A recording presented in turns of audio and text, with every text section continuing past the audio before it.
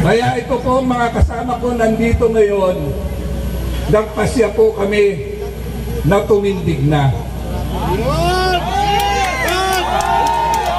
Kami pong maisog sa Quezon City, hindi napapayag na magsasawalang kibo. Kami po ay titindig ngayon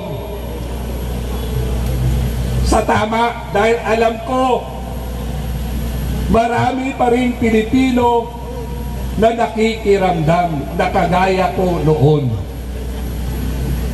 Baka ngayon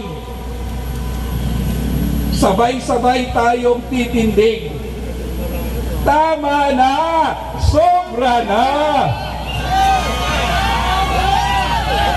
Gaya po na sinabi ko,